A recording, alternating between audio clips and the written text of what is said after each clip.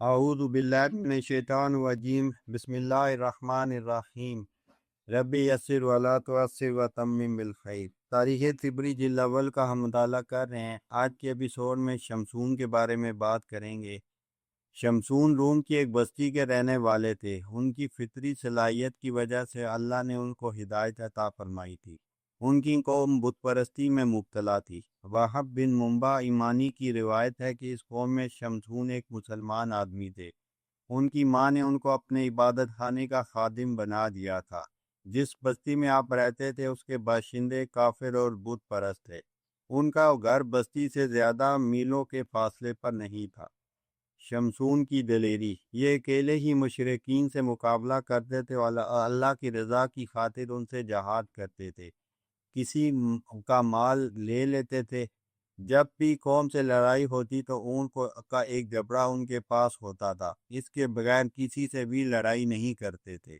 قوم ان سے لڑتی، یہ قوم سے لڑتے۔ جب تھک جاتے اور انہیں پیاس لگتی تو جبڑے کے پاس جو پتھر تھا اس سے میٹھا پانی بہنے لگتا، سیر ہو کر پیتے۔ انہیں ایک سخت گرفت بھی عطا کی گئی تھی کہ لوہے جیسی مضبوط چیز بھی ان پر گرفت حاصل نہیں کر سکتی تھی۔ اس طرح وہ قوم سے جہاد کرتے تھے اور قوم سے مال لے کر اپنی ضروریات پوری کرتے۔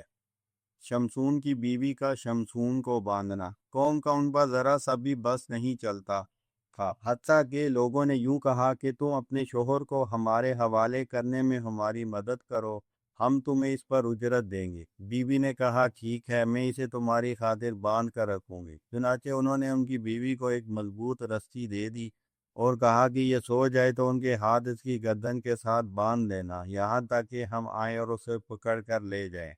شمسون کی بیوی کی بے وفائی، چنانچہ وہ یوں ہی سوئے تو ان کی بیوی نے ان کے ہاتھ گردن کے ساتھ باندھ دیے۔ جب وہ نیند سے اٹھے اور اپنے ہاتھ کھینچے تو ہاتھ گردن سے الگ ہو گئے۔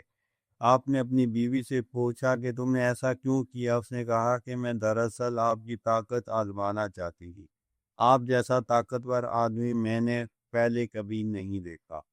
بیوی اور قوم کی دوبارہ ناکامی۔ پھر بیوی نے اس قوم کے پاس پیغام بھیجا کہ میں نے تو اسے رسی سے باندھ دیا تھا مگر پھر بھی مجھ سے کچھ نہ ہو سکا کیونکہ رسی خود بخود کھل گئی۔ پھر انہوں نے اس عورت کے پاس لوہے کا ایک توپ بھیجا اور کہلا بھیجا کہ جب وہ سو جائے تو وہ توپ اس کی گردن میں ڈال دینا۔ چنانچہ جب وہ سوئے تو بیوی نے وہ طاق ان کے گلے میں ڈال دیا اور پھر اسے مضبوط کر کے باندھ دیا۔ جب وہ اٹھے تو انہوں نے توپ کو پکڑ کر کھینچا تو توپ باندھ ہاتھ اور گردن سے نیچے آ گرا۔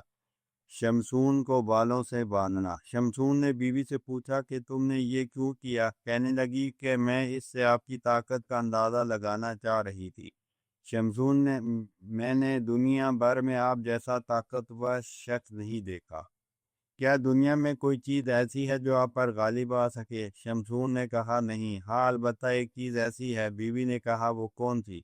انہوں نے کہا کہ وہ میں تجھے نہیں بتاؤں گا۔ بیوی مسلسل ان سے پوچھتی رہی، آخر انہوں نے بتا دیا کہ میری ماں نے مجھے عبادت خانے کا خادم بنا دیا تھا، اس لیے مجھ پر کوئی چیز غالب نہیں آ سکی، صرف میرے بالوں کے کوئی چیز مجھے باندھ نہیں سکتی۔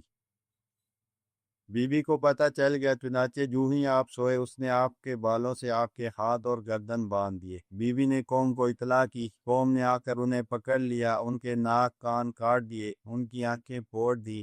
شہر میں کئی ستونوں والا مینار تھا جس پر لا کر انہیں بٹھا دیا۔